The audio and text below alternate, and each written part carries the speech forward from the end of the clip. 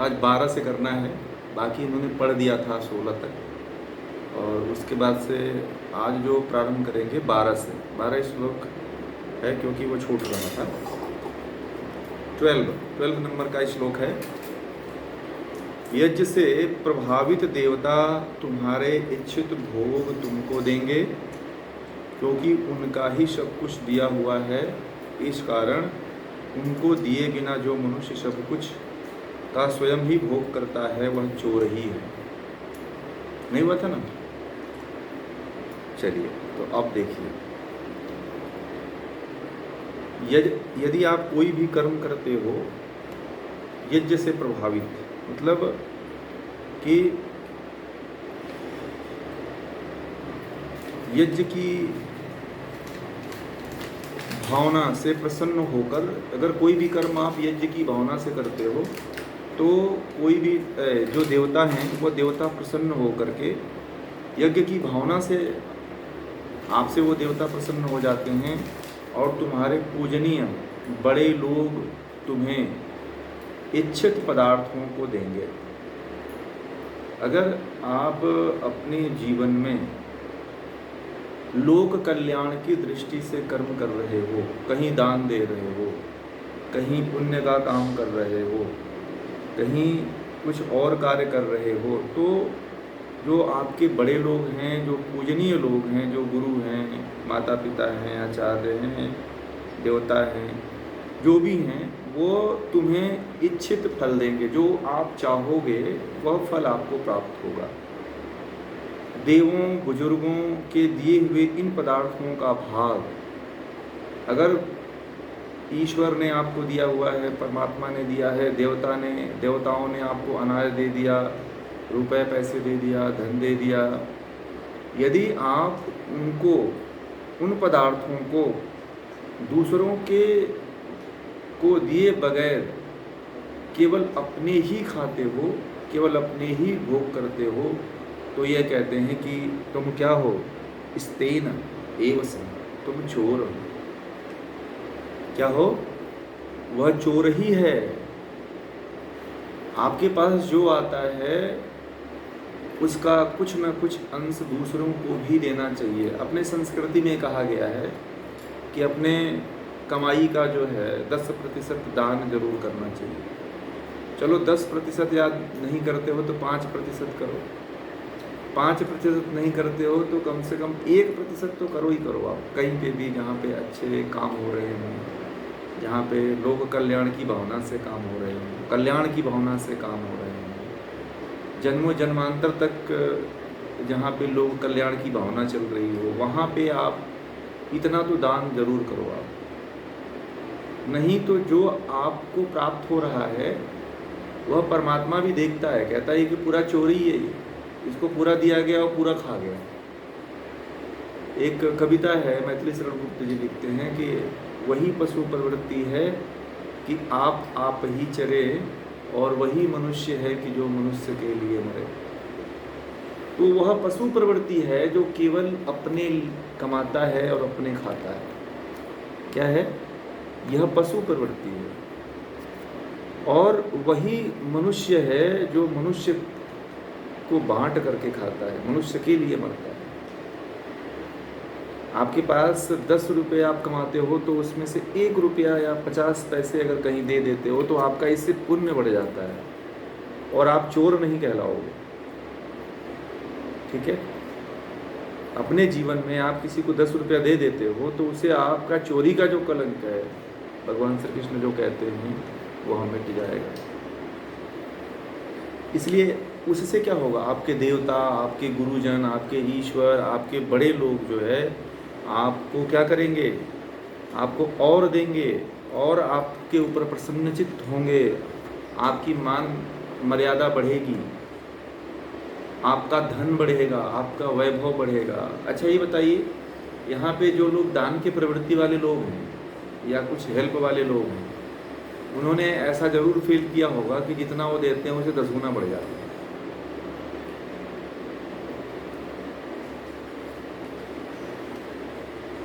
है कि नहीं? आप 1 रुपया देते हो ना तो आपका 100 रुपया बढ़ जाता है। तो ये जो कहीं ना कहीं, और दूसरी चीज़ क्या है कि जो आप देते हो वह सूद सहित आपको अगले जन्म में ईश्वर आपको लौटा भी देता है। निस्वार्थ भाव से होना चाहिए, डबल ट्रिपल मिलता है। आज का एक कहानी है, आज का दिया हुआ कल मिलता है ना। आज आप देंगे किसी को तो कल आपको उतना मिलेगा। दरिद्रता इसलिए हो जाता है व्यक्ति कि वह जब संपन्न होता है तो 1 रुपये किसी को देता नहीं है, वह दान करके नहीं खाता है, वह अपने ही कमाता है और अपने ही पूरे पैसे का, पूरे धन का, पूरे अनाज का, पूरे जो भी समृद्धि उसको उसी का अपने ही भोग करता है। तो आप अपने ही मत खाओ, उसका क्या करो, उसका अच्छे कामों में, अच्छी जगहों पे, दीन दुखी असहाय में भी उसको बांटो। जहाँ पे आवश्यकता है, जहाँ पे ज़रूरत है, वहाँ पे उसका दान करो, पुण्य करो।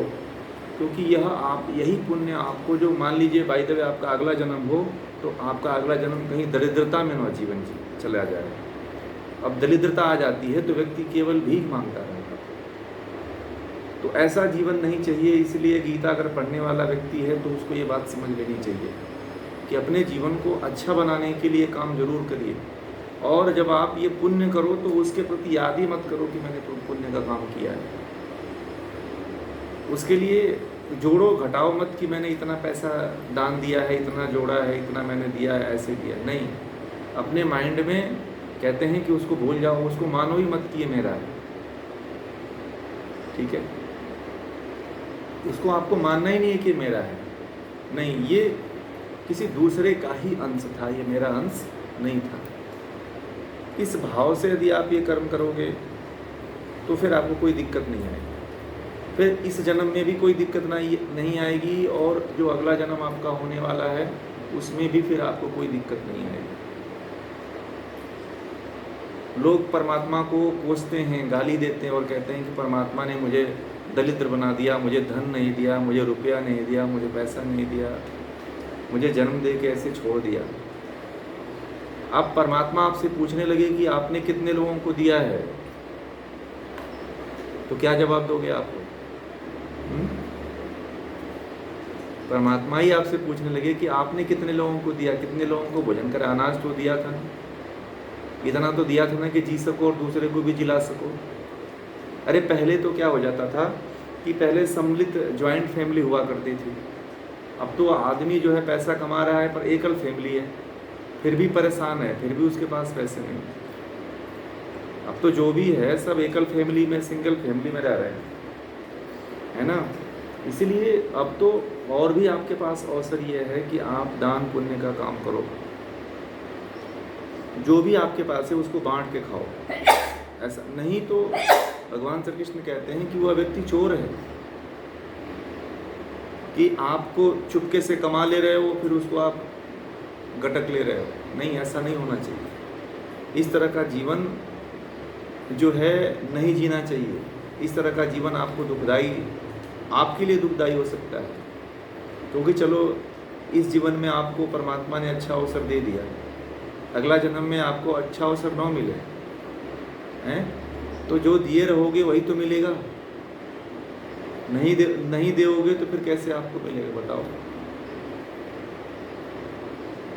इसीलिए जो जीवन आप जी रहे हो, वर्तमान का जो समय आप जी रहे हो, इस जीवन में जो भी आपके पास है उसमें से 1% जो है किसी दूसरे को भी देते चलो। 99% अपने पास रखो। वैसे तो 10% कहा गया है शास्त्रों में, परंतु चलो नहीं कर सकते हो तो 1% तो करो। इतना तो आपको हक बनता है कि नहीं बनता है। चोरी के कलंक से बचे रहो। आप लोग कहते हो कि मैं कमाता हूँ तो मैं दूसरे को क्यों दूंगा। आप जिस घर में रह रहे हो वहाँ पे पेड़ पक्षी चिड़िया थे कि नहीं थे, वहाँ पे जंगल था कि नहीं था, गाय पशु जानवर थे कि नहीं थे। आप उनके ज़मीन पे आपने अब बिल्डिंग खड़ा कर लिया, वो कहाँ रहेंगे। क्या कभी आप लोग चिड़ियों को खिलाते हो? क्या कभी बंदरों को खिलाते हो? आप नहीं खिलाते हो। गायों को कभी खिलाते हो? नहीं खिलाते हो। उनके ज़मीन पे रह रहे हो, उनके चारागाह पे रह रहे हो, उनके जंगल में आप बस घर बना के अपना जंगल बसा लिए हो। तो आपका हक बनता है कि जिनके जो जीव जंतु हैं, जो छोटे मोटे कीड़े मकोड़े हैं, उनके लिए भी हमारे प्रति दया का भाव बने। ऐसा प्रतिदिन किया करिए। ये भूत यज्ञ है। चींटियों को, पक्षियों को दाना खिलाइए, रोटी खिलाइए, बंदरों को। अब बंदर देखिए, बंदर बेचारे अब जंगल रह ही नहीं, कहाँ जाएंगे वो? उसको भी आदमी ने काट लिया। गाय सड़क पे घूम रही है, उसका चारागाह खेत आपने फिर उसके फील्ड को, चारागाह खेत को आपने अपना फार्म हाउस बना लिया, वो कहाँ जाएंगे? तो यह इसीलिए भगवान श्री कृष्ण कहते हैं कि सबके प्रति सोचो। जंगल में रहने वाला पशु आपके पास आता है मांगने के लिए क्या? जंगल में भी गाय रहती है, जंगल में भी भैंस रहती है, वो कभी आपके द्वार पे नहीं आती। जंगल में जितने पक्षी हैं कभी आपके यहाँ मांगने के लिए नहीं आते हैं, क्योंकि उनको परमात्मा ने दे रखा है जंगल। परंतु जहाँ पे जंगल नहीं है, जहाँ पे आप उनके जंगल में आप अपना घर बना लिए हो, तो आपका कर्तव्य बनता है कि आप उनको दाना खिलाओ, उनको रोटी दो, उनको जो भी हो सकता है उनकी मदद करो। दीन दुखी असहाय, धर्म के काम में, जहाँ पे पुण्य का काम हो रहा हो, जहाँ पे सार्वभौमिक काम हो रहा हो, जहाँ कल्याण का काम हो रहा हो, वहाँ पे तो ये काम करना ही चाहिए। नहीं तो क्या कहलाओगे? भगवान श्री कृष्ण कहते हैं कि नहीं तो चोर कहलाओगे। और वो भी कर्म करो तो निष्काम भावना पूर्वक, आसक्ति रहित होकर के कर्म करो। उसमें आसक्ति नहीं होनी चाहिए, आसक्ति रहित होकर के कर्म करना है। इसीलिए आसक्ति रहित कर्म को यज्ञ कर्म कहा है भगवान श्री कृष्ण ने। आसक्ति रहित वाले कर्म को क्या कहा है? यज्ञ कर्म कहा। आगे कहते हैं कि जो संत लोग यज्ञ के बाद बची हुई वस्तु यज्ञ शेष का उपभोग करते हैं, वे सब पापों से मुक्त हो जाते हैं। पापी लोग जो सिर्फ अपने लिए भोजन पकाते हैं, वे तो मानो पाप ही का भोजन करते हैं। देखिए, संत कौन होता है?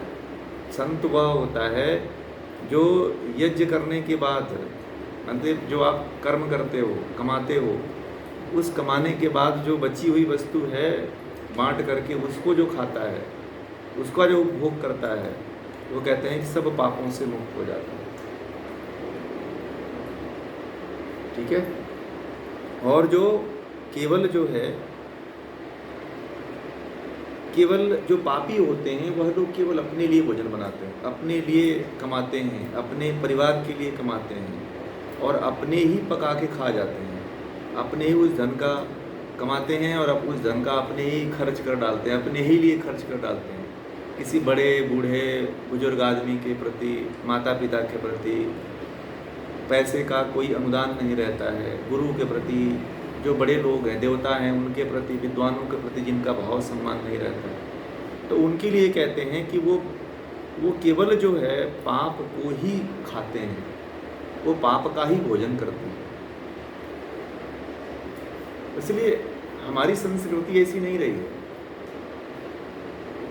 है ना। अपनी संस्कृति ऐसी नहीं रही। अपनी संस्कृति में कोई किसी के घर अब चला जाता था तो अपनी संस्कृति ऐसी थी कि कोई किसी घर चला जाता था तो कोई उसे पानी बिना पिलाए हुए कोई भेजता ही नहीं था घर से। परंतु वो संस्कृति अब चली गई। अब तो आपकी गेट लगा रहता है, किसी घर अब जा ही नहीं सकते हो, पानी भी नहीं मांग सकते। और पहले के समय में तो लोग खाना भी खिला देते थे। अब तो कोई चले जाओ तो पानी, खाना तो दूर की बात है, पानी भी नहीं देगा आपको, चलो भाग जाओ। ज़माना ऐसा आ गया। हाँ, कि कोई, हाँ वही चीज़ है।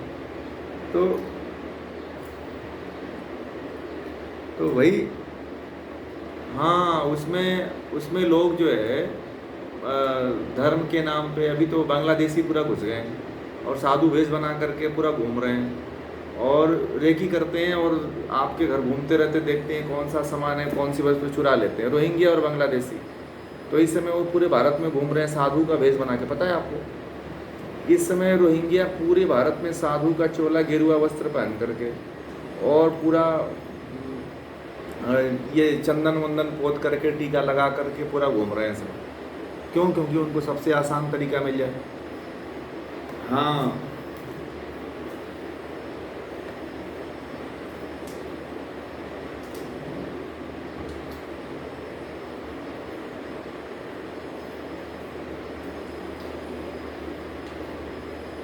वही चीज़ है ना, वो बता रहे हैं आपको पकड़ना आज के समय में। इसलिए आजकल ज़रूरी है कि आप पहचानो, ज्ञानपूर्वक होना चाहिए। जहाँ पे देश हित, राष्ट्र हित के लिए, कल्याण की भावना के लिए काम हो रहा हो, तो उसमें आप अनुदान कर सकते हो, दान दे सकते हो, उसमें सहयोग दे सकते हो। अपने माता पिता हैं, बुजुर्ग हैं, जो असहाय हैं, जिनको जानते हो 10 साल से 20 साल से, उनको भी आप मदद कर सकते हो। तो वही कह रहे हैं कि आप पहले जो कोई भी कर्म करते हो तो निरासक्त होकर के कर्म करो, और जो कमाते हो उसमें किसी को खिला करके ही खाओ। जब आप किसी को खिला करके खाओगे तो पापों से मुक्त हो जाओगे। और जो लोग जो है अपने ही खाते हैं, अपने कमाते हैं और अपने ही खाते हैं, तो वो केवल पाप को खाता है। ऐसा नहीं होना चाहिए।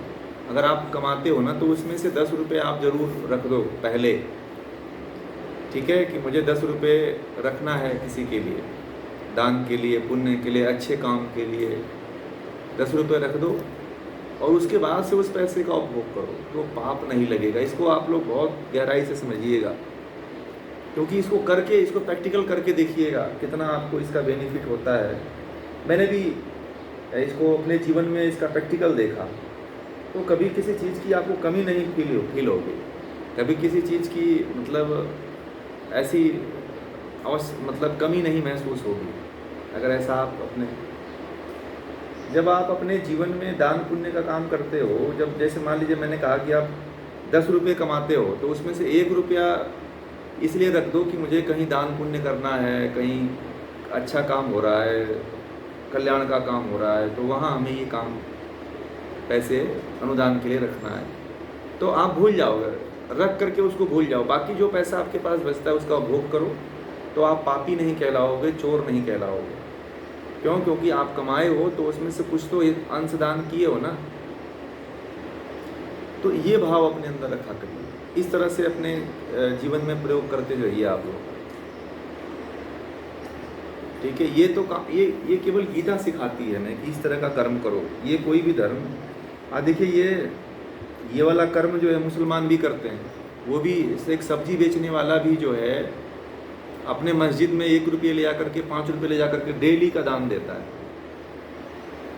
समझ रहे हैं। तो आप लोग भी जो है जहाँ पे नेक काम हो रहा हो, धर्म का काम हो रहा हो, बहुत ज़्यादा नहीं, आप 10 रुपये कमाते हो तो 10 रुपये ही दान करो, 1 रुपये ही दान करो, नहीं 10 रुपये की ज़रूरत है। छोटा छोटा अंश एक दिन बहुत बड़ा अंश बन जाता है।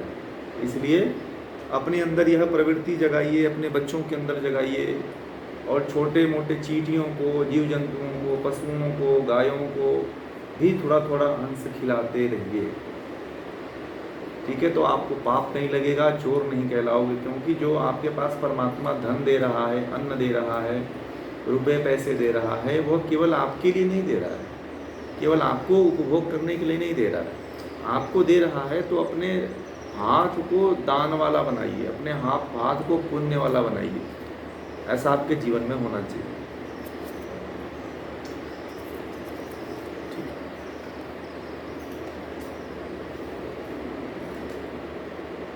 बोलिए, आवाज़ नहीं आ रही है। किरण जी माइक खोल लीजिए।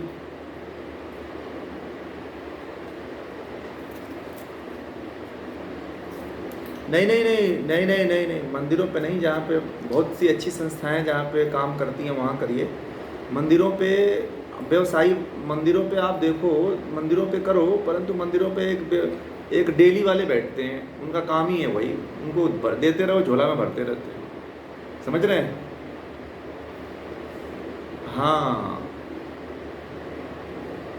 हाँ, तो मंदिरों पे न दान दे करके, जहाँ पे अगर दान देना है तो आप अच्छी जगह पे दीजिए, जहाँ पे लोक कल्याण की भावना हो, जहाँ पे अच्छा कार्य हो रहा है। क्योंकि हाँ, मंदिरों का पैसा जो है टैक्स के रूप में वो चला जा रहा है कहीं दूसरी जगहों पे कहीं, तो इसलिए जो है मंदिरों को पे न दान दे करके, बल्कि जो वहाँ के पंडित पुजारी हैं उनको दे दो, क्या करना है। अगर आपको देना ही है, बाय द वे नहीं देना है तो जहाँ पे लोक कल्याण की भावना है वहाँ दो आप।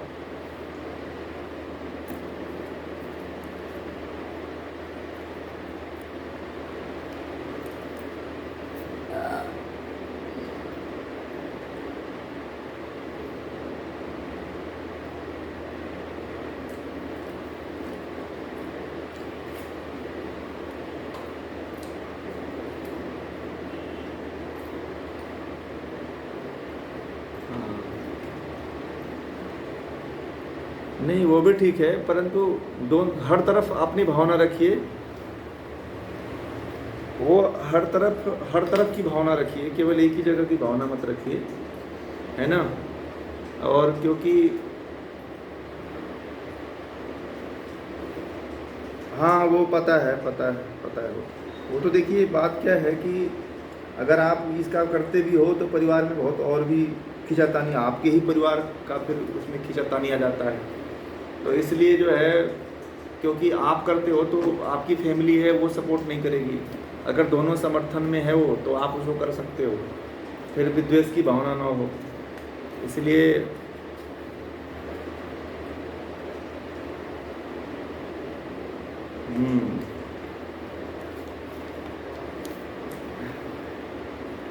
नहीं ठीक है, वो बात आपकी सही है, परंतु जो है अपने लिए ज़रूर ये सब भावना रखो। जीव जंतुओं के लिए, चींटियों के लिए, गाय के लिए और पक्षियों के लिए भी आप सोचो थोड़ा सा, क्योंकि इनका भी एक बहुत बड़ा हक है। क्योंकि इनके लिए तो कुछ नहीं बचा है, सब कुछ ख़त्म हो चुका है। पेड़ पौधे लगाओ आप, एक आध वृक्ष लगाओ आप, है ना, ऐसे तो काम करो। आगे कह रहे हैं,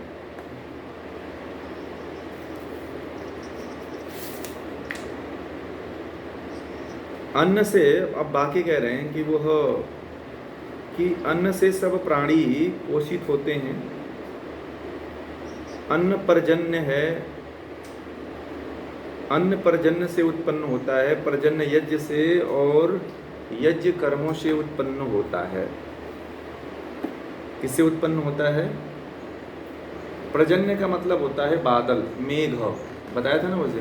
पर्जन्य का अर्थ होता है मेघ। अब देखिए, यज्ञ करना चाहिए। यज्ञ क्यों करना चाहिए? अब यहाँ पे भगवान श्री कृष्ण कहते हैं कि यज्ञ करो। तो आप लोग प्रतिदिन दैनिक यज्ञ किया करो।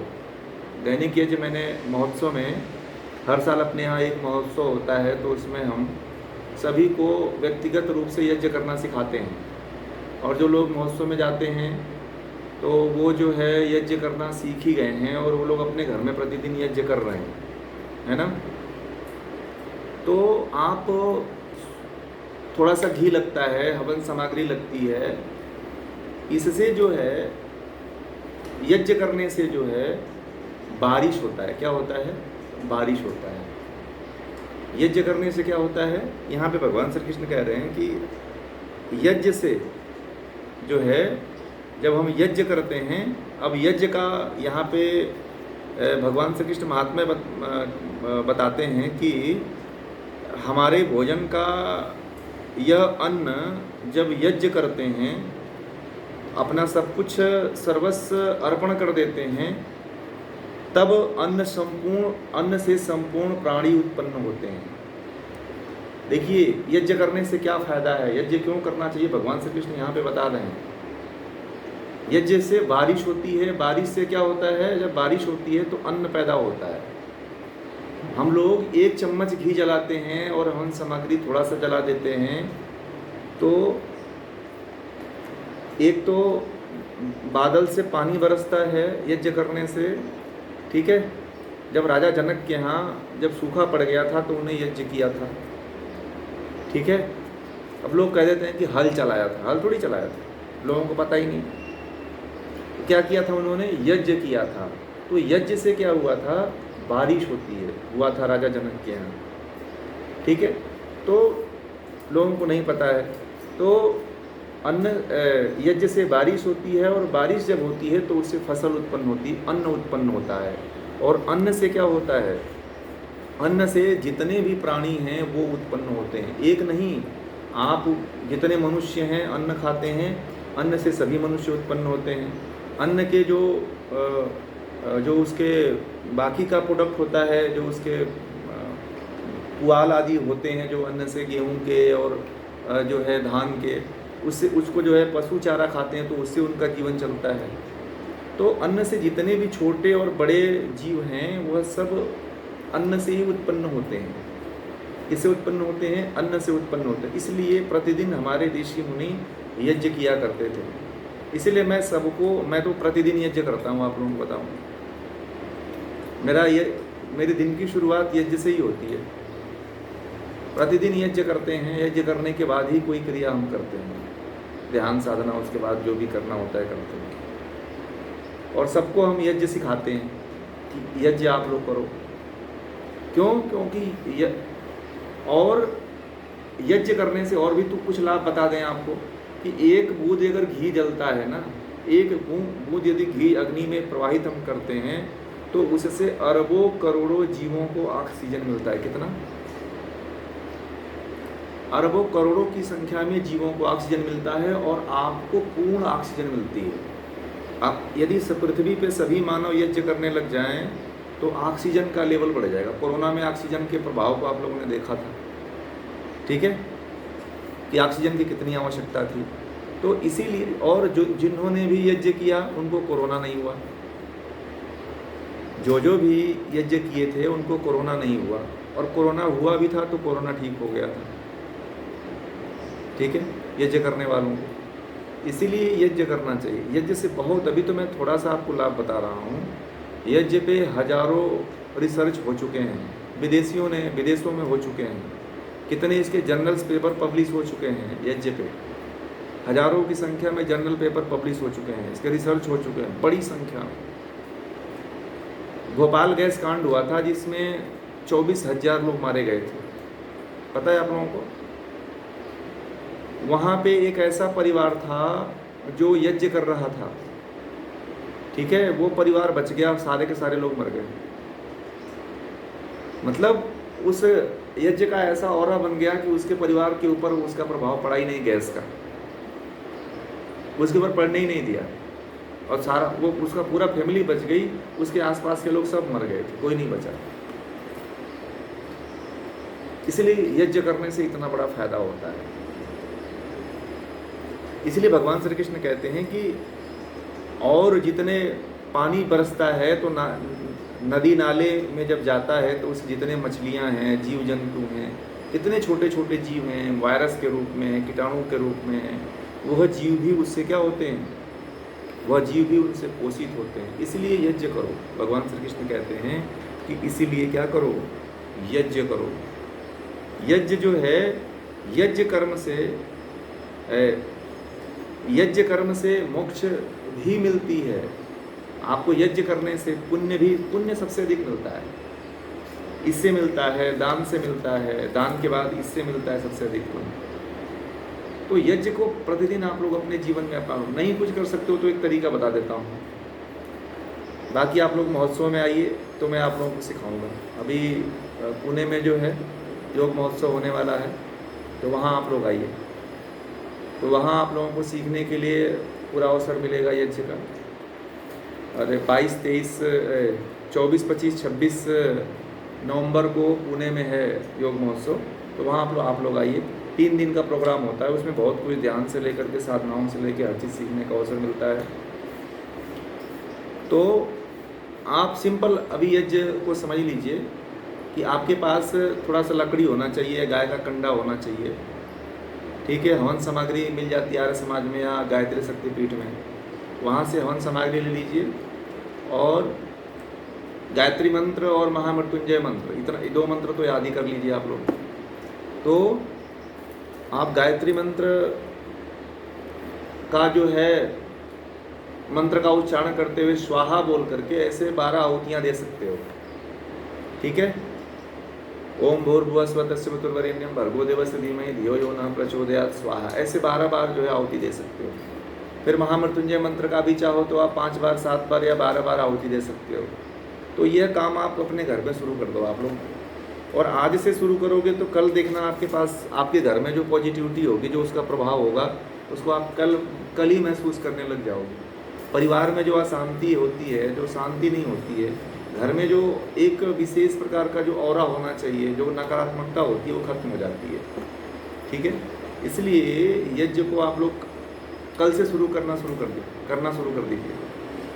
यहाँ पे जो बहुत से लोग हैं जो यज्ञ कर रहे हैं, वो हमें बताते हैं कि हमें इतना लाभ हुआ, हमारे परिवार में बड़ा शांति हो गई, हम लोग बड़ा समस्या में थे, बड़े परेशान थे, बड़े कलह थी, बड़ा द्वेष था, नकारात्मकता बनी रहती थी, वो धीरे धीरे खत्म हो रही है। हमारे जितने ऋषि मुनि थे सारे यज्ञ करते थे, भगवान श्री कृष्ण यज्ञ करते थे, भगवान राम यज्ञ करते थे, भगवान शिव यज्ञ करते थे, सब यज्ञ करते थे। इसलिए यज्ञ को करते रहिए, ठीक है।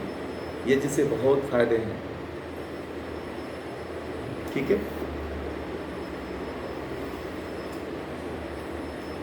हाँ, घी की आहुति देना है, हवन सामग्री की आहुति देना है, दोनों, ठीक है।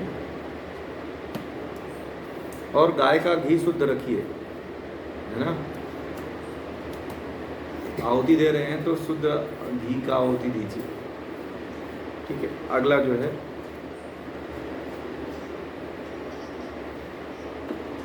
करें कि कर्म की उत्पत्ति ज्ञान से,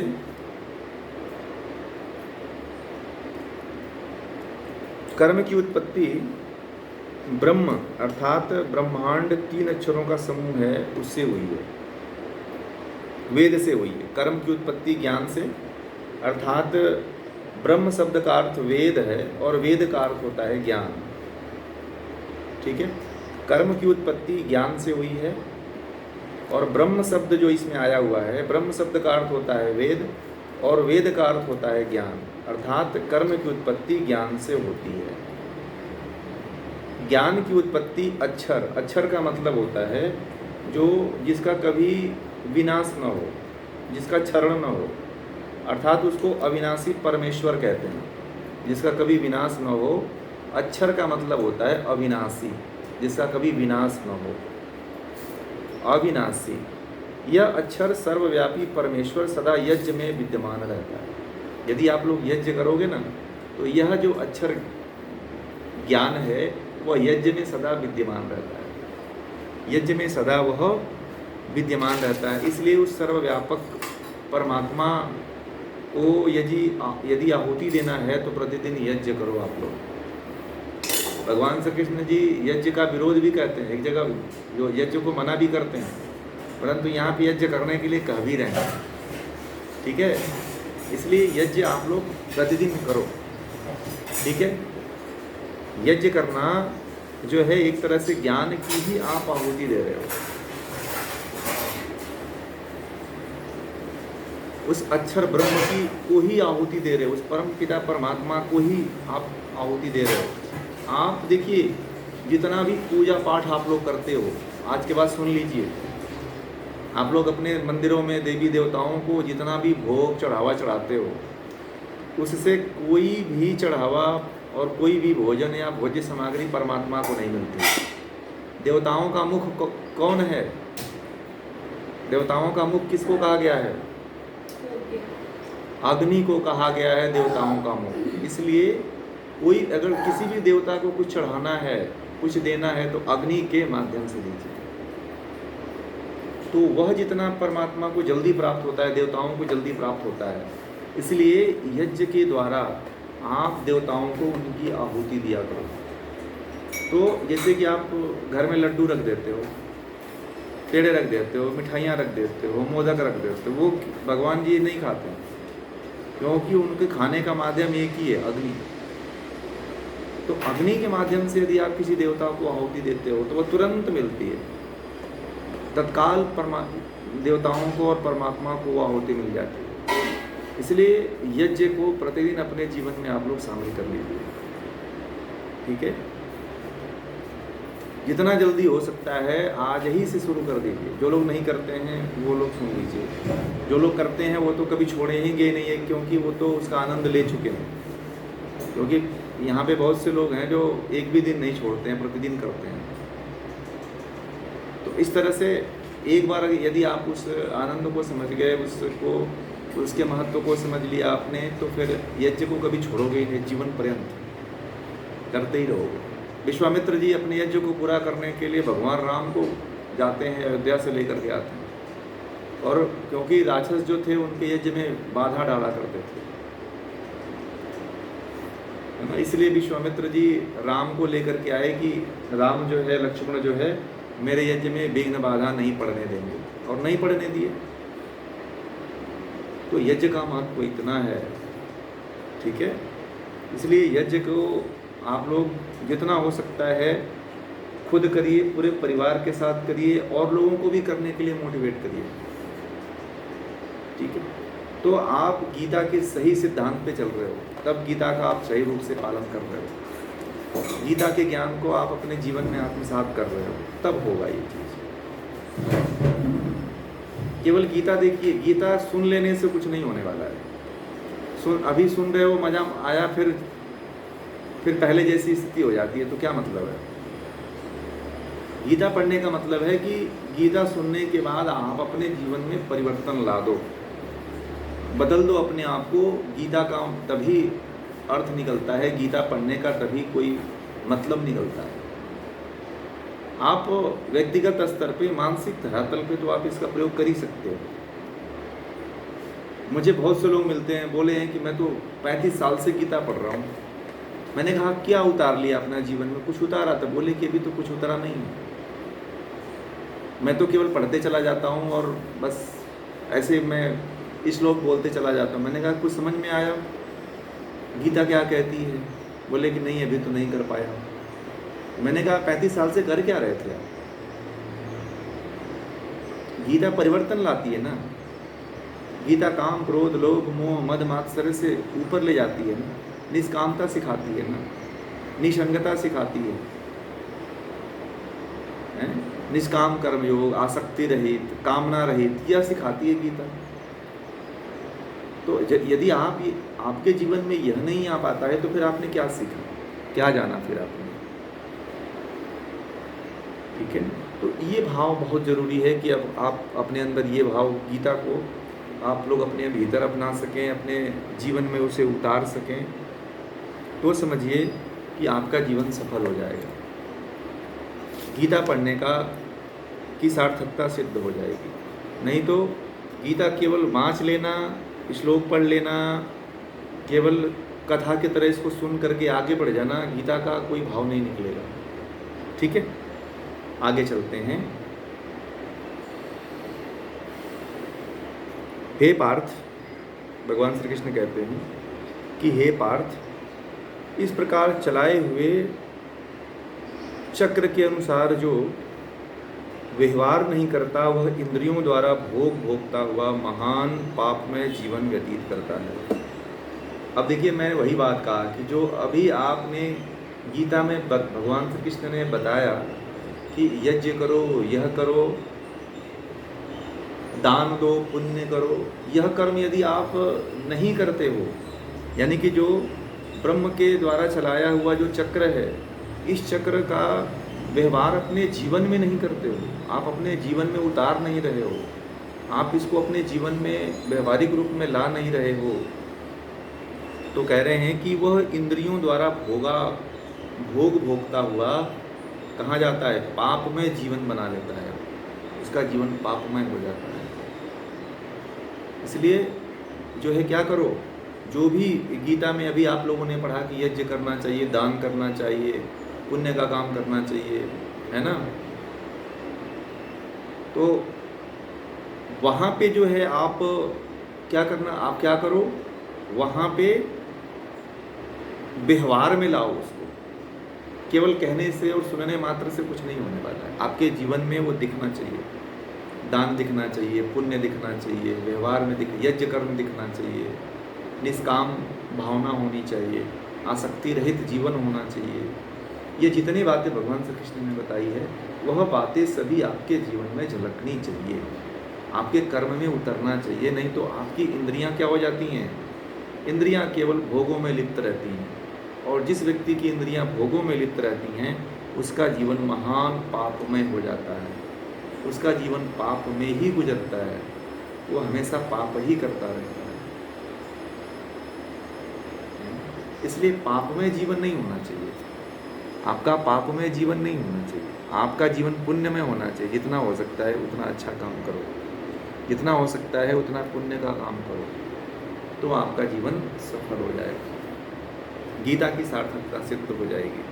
गीता जो बताना चाहती है उसमें आप सफल हो जाओगे।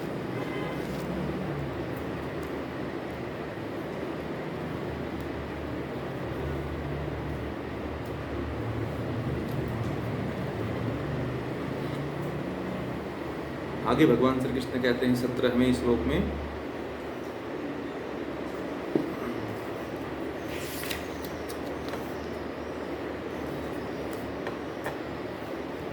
जो मनुष्य अपने आत्मा के अंदर ही रति मतलब आनंद, आत्मा के अंदर ही आनंद अनुभव करता है, जो आत्मा से ही तृप्त है, आत्मा में ही संतुष्ट है, उसके लिए ऐसा कोई कार्य नहीं रहता जिसे करना आवश्यक है। क्या आप लोग अब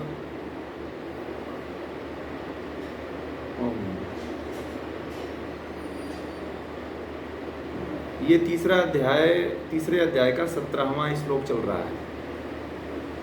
कर्मयोग तीसरे अध्याय का 17वां श्लोक 17। तो कह रहे हैं कि जो मनुष्य अपने आत्मा के अंदर ही आनंद का अनुभव करता है, जो आत्मा से ही तृप्त है, आत्मा में मतलब जो आत्मज्ञान को प्राप्त कर चुका है, वही व्यक्ति आत्मा में आनंद का अनुभव करता है, आत्मा से वह तृप्त हो चुका होता है, आत्मा में ही संतुष्ट हो चुका होता है, और उसके लिए कोई कार्य नहीं रहता जिसे वह अब उसे करना हो। क्या आप लोग अपने आत्मा में व्यवस्थित हो चुके हैं? नहीं। अभी आपका और हमारा कर्म कैसा चल रहा है? आत्मा में संतुष्टि का कर्म चल रहा है कि इंद्रियों के संतुष्टि का कर्म चल रहा है? बोलिए। अभी तो इंद्रियों के ही संतुष्टि का कार्य चल रहा है।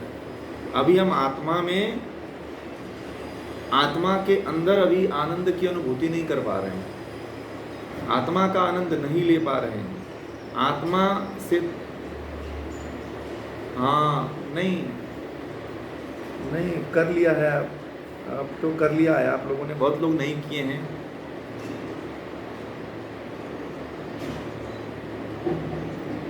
जो लोग अभी बहुत सी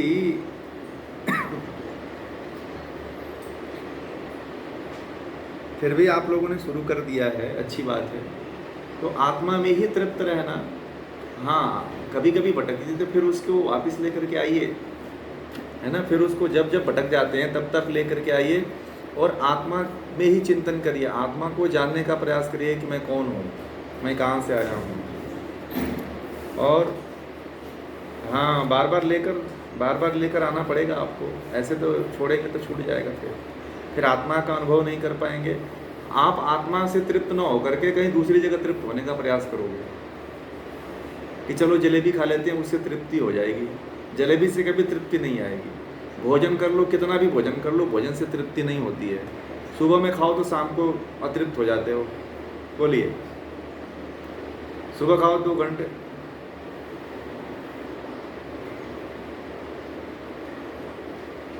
हाँ, ये अगर भाव अगर है तो फिर आप आत्मा को संतुष्ट करोगे। देखिए, इंद्रियों को संतुष्ट करने से कोई मतलब नहीं है। इंद्रियों को असंतुष्ट करोगे फिर असंतुष्ट हो जाएंगे। आप जितना इंद्रियों को संतुष्ट करने का प्रयास करोगे उतना ही इंद्रियां असंतुष्ट होती चली जाती हैं, उतना उनको और चाहिए।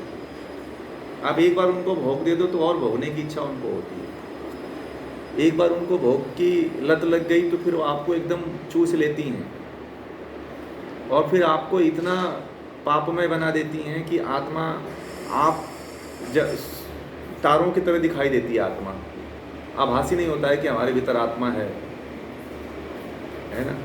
इसलिए आत्मा के तरफ जाने का प्रयास करिए कि मैं एक आत्मा हूँ। अभी आप लोग क्या समझते हो अपने आप को? मैं पूछूं कि आप लोग क्या हो तो क्या बताओगे?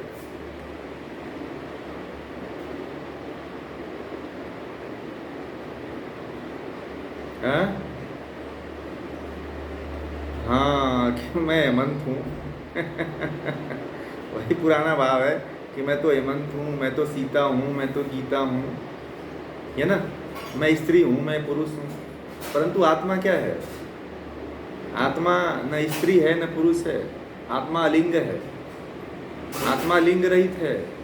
ये केवल शरीर का लिंग है भाई, स्त्री पुरुष का। आप लोग समझते हो कि मैं स्त्री हूँ और ये समझता है कि मैं पुरुष हूँ, है ना। ये फिर भाव ही नहीं रहता। बोलिए सुभाष जी, बोलिए सुभाष जी, आपने हैंड रेज किया था, बोलिए।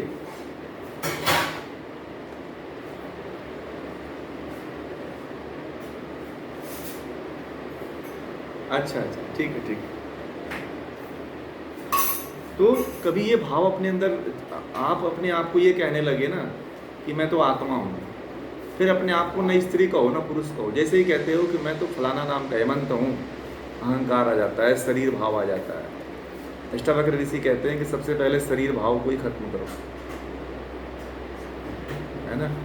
अब जब शरीर भाव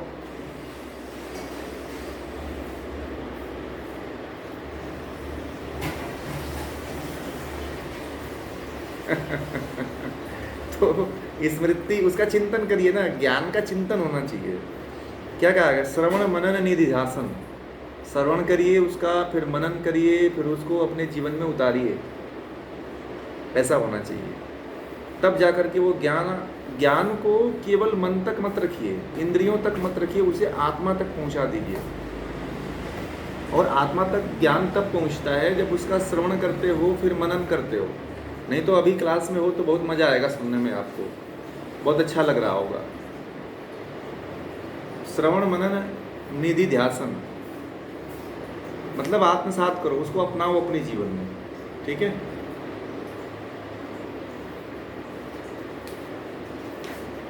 तब जाकर के जो है कोई ज्ञान स्थायी होता है, नहीं तो वो क्या हो जाता है, अभी याद करोगे भूल जाएगा, अभी याद करोगे भूल जाएगा, अस्थायी नहीं, टिकता नहीं है। सबसे बड़ी समस्या ये है।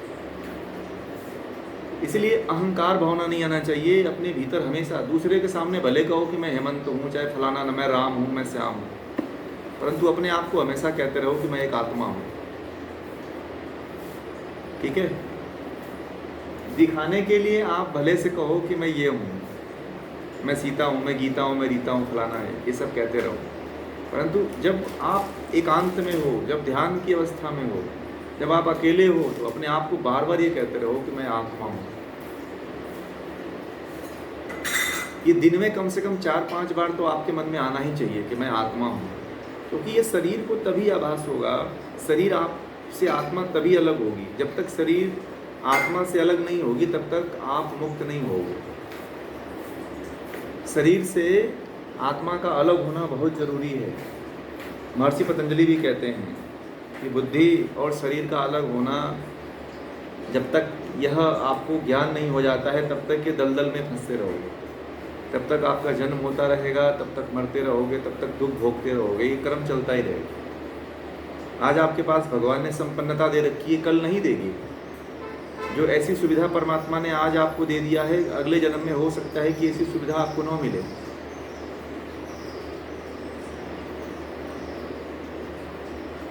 है ना, ऐसी व्यवस्था आपको न मिल पाए, ऐसा खाने के लिए ऐसा परिवार न मिल पाए, ऐसा रहने के लिए घर न मिल पाए, ऐसे ऐशो आराम न मिल पाए। इसलिए जो समय मिला है, जो वर्तमान आपके लिए मिला है, इस वर्तमान को अच्छी तरह से परमात्मा के लिए, आत्मा को जानने के लिए लगा दीजिए, ईश्वर को जानने के लिए लगा दीजिए। तब जाकर के जीवन सफल होता है, तब जाकर के आपका जीवन का तात्पर्य समझ में आएगा, जीवन का उद्देश्य समझ में आएगा,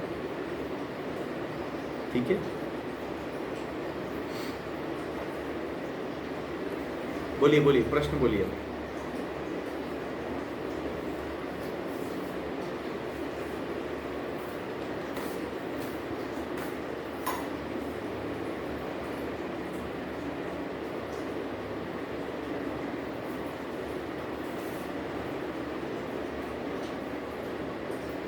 हाँ बराबर है, परंतु जो शरीर है वो शरीर को केवल मंदिर की तरह ताला लॉक करके नहीं छोड़ना है ना।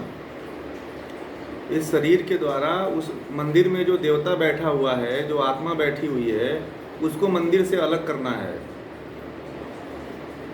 ठीक है। अगर आप ये कह दिए कि मंदिर ही देवता है, देवता ही मंदिर है, तो ये आपका गलत भ्रम है।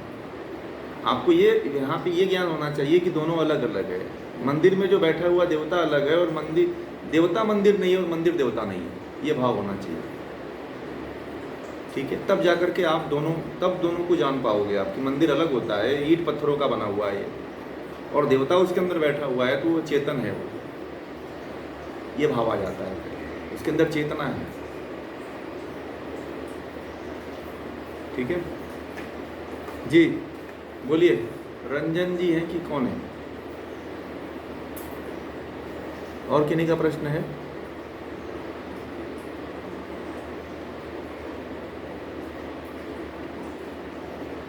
बोलिए जी। आप सरिता जी है ना, सरिता जी से पूछिएगा, वो करती हैं। ठीक है, मैं वैसे बता देता हूँ आपको। आप क्या करिए, हवन कुंड एक रखिए, एक छोटा सा हवन कुंड ले लीजिए। ठीक है, और गाय का गोबर हो या कंडा हो या लकड़ी हो जैसे, उसको रखिए। कपूर से एक एक तो पहले दीपक जला लीजिए। ठीक है, और कपूर रखिए जिससे कंडा और लकड़ी जल सके। तो लकड़ी और कंडे के बीच में कपूर रख के जला दीजिए, और आपके पास घी हो और हवन सामग्री थोड़ा ले लीजिए, और गायत्री मंत्र का जप करते हुए स्वाहा बोल करके 12 आहुतियाँ दीजिए, घी की भी और हवन सामग्री के भी। हवन सामग्री के लिए किसी और को लगा दीजिए, बैठा दीजिए कि वो डाले, और घी कोई और आप डाल सकते हो, है ना, मंत्र बोलते हुए आप डालो। तो इस तरह से आहुति देना।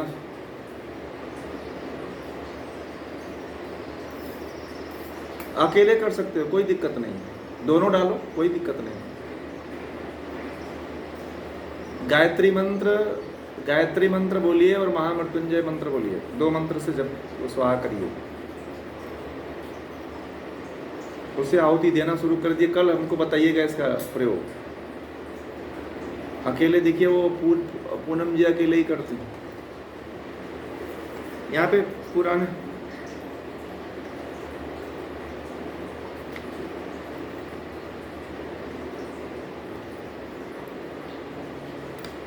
सब सब सब वो भी करने के लिए जुड़ जाएंगे, है ना।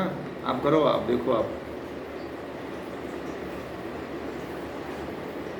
आप जो महिलाएं हैं वो तो डेली करें, है ना, उनको घर में रहना। सुबह शाम जो आप पूजा पाठ दिया जलाते हो या अगरबत्ती जलाते हो या जो ध्यान साधना करते हो, उसके साथ साथ यज्ञ करो आप।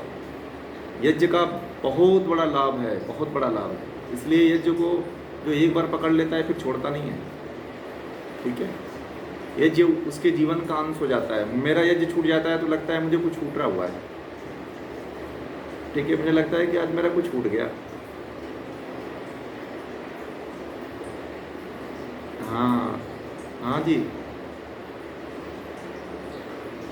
अपने घर में करिए, रूम में, जहाँ पे जिस घर में रहते हो वहीं करिए। जिस घर में आप रहते हो ना वहीं पे करो, कहीं दूर नहीं जाना है। आप सबसे पहले अपने घर के वातावरण को सही करिए, अपने घर को सही शुद्ध करिए। अपने घर में नकारात्मकता ऊर्जा बहुत ज़्यादा है, नकारात्मक ऊर्जा इतनी ज़्यादा है कि सबसे पहले उसको ख़त्म करो आप। ठीक है,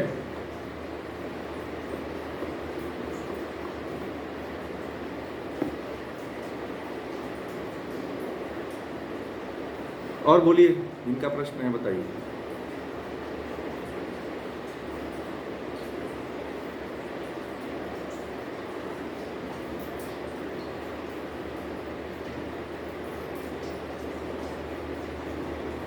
और आप लोग प्रतिदिन जुड़ा करिए, जो लोग भी जुड़ रहे हैं तो ये जुड़ा करिए प्रतिदिन। क्लास में जो आप लोग जुड़ेंगे तो ज़्यादा सही रहता है। वीडियो तो वैसे हम भेज देते हैं, ये जो लोग नहीं जुड़ पाते हैं तो वो भी सुन लेंगे, परंतु क्लास में जो आनंद है उसका अलग ही महत्व होता है। इसलिए क्लास में ज़रूर जुड़ा। 4:30 बजे से क्लास शुरू हुई थी कल 4:30 से 5:30। वो वीडियो पड़ गई होगी, देख लीजिएगा आप।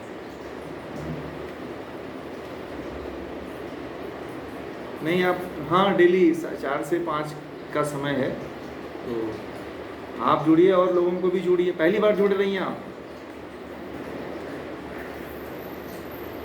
अच्छा अच्छा अच्छा अच्छा अच्छा, हाँ हाँ, अच्छा अच्छा,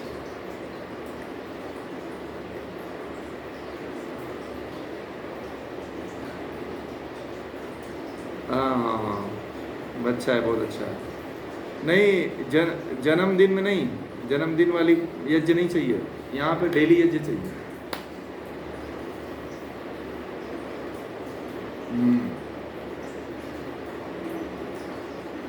अभी वो करवाएंगे, कभी इसी व्यवस्था रखवाएंगे। अभी सब व्यवस्था धीरे धीरे चल रही है, तो वो होगा आगे भी। ठीक है। और इसमें से जो गीता के श्लोकों में से अगर कुछ आप लोगों को समझ में नहीं आता है तो उसको आप लोग पूछ लिया करें, ठीक है। जिनको भी कुछ संदेह होता है, नहीं समझ में आता है, तो उसको पूछा करिए। श्लोक याद करने से अच्छा है कि श्लोक को याद करने से, देखिए श्लोक याद करने अगर करना चाहते हो तो बहुत अच्छी बात है, करो आप। परंतु श्लोक के अर्थ से, श्लोक के याद करने से ज़्यादा हजारों गुना लाभ उस श्लोक के अर्थ को समझना और अपने जीवन में आत्मसात करना है, ठीक है। सबसे बड़ी बात है कि आजकल क्या हो जाता है कि आजकल ट्रेंड चल गया है कि गीता पढ़ो, याद करो, श्लोक याद करो। चलो ठीक है, वो भी होना बहुत ज़रूरी है, परंतु कोई भी श्लोक है या कोई भी मंत्र है वह तब तक पूर्ण नहीं होता है जब तक कि आप उसके अर्थ को अपने जीवन में आत्मसात नहीं करते हैं। मैंने बोला ना कि गीता के श्लोक से ज़्यादा हजार गुना जो है फायदा जो है उसके अर्थ को समझने से होता है, ठीक है। उसके केवल अर्थ को देखिए, संस्कृत किसी को आती नहीं है, संस्कृत का भाव किसी को, अगर संस्कृत का अर्थ भी समझ में आता है, उसके उस श्लोक का अर्थ भी समझ में आता है, तो उस अर्थ को, उसके श्लोक को के भाव को समझना जरूरी है और उस भाव को अपने जीवन में उतारना सबसे बड़ी ज़रूरी है। समझ रहे हैं? ये सबसे महत्वपूर्ण बात है कि आप कितना उसको अपने जीवन में उतार ले रहे हो, ये सबसे महत्वपूर्ण है,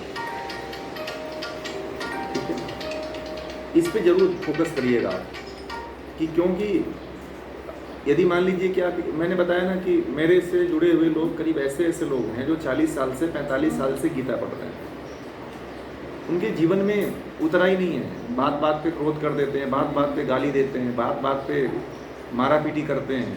ऐसे लोगों को मैंने देखा है, गीता वालों को। तो मैं इसीलिए कहता हूँ कि केवल गीता बाँचने से कुछ नहीं होगा। गीता को अपने जीवन में जब आत्मसात नहीं करोगे अपना, तब तक गीता का कोई मर्म नहीं समझ में आएगा। फिर आप जीवन चला जाएगा, समय चला जाएगा, कुछ मिलेगा नहीं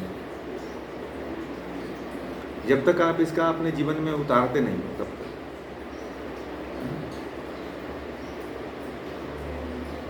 आप उतार के देखिए, तब आपको और आनंद आएगा। फिर आप ही बताओगे कि मुझे खूब आनंद मिल रहा है।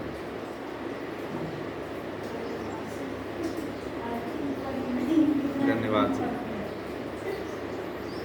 नहीं, आप जुड़िए, और भी लोगों को जोड़िए जो गीता में नहीं जुड़ रहे हैं, उनको भी जोड़ने का प्रयास। हाँ, नहीं, उनको बोलिए जुड़ें। शेयर करेंगे तो कोई नहीं जुड़ता है। उनको तो आप किसी को बोलिए कि वो पहले जुड़ें, देखें, समझें, उसके बाद उनको समझ में आता है तो करें, नहीं समझ में आता तो फिर उनकी स्वतंत्रता है कि नहीं? ठीक है। और कोई प्रश्न है किसी का? हाँ,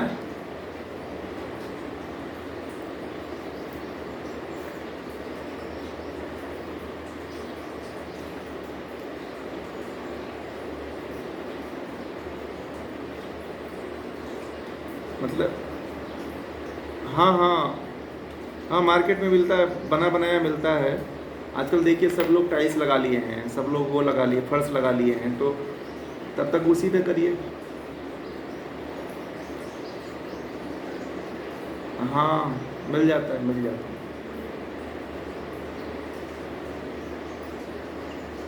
बाकी अगर आपके घर में ज़मीन से कनेक्शन है, आपने कहीं मिट्टी छोड़ रखा है,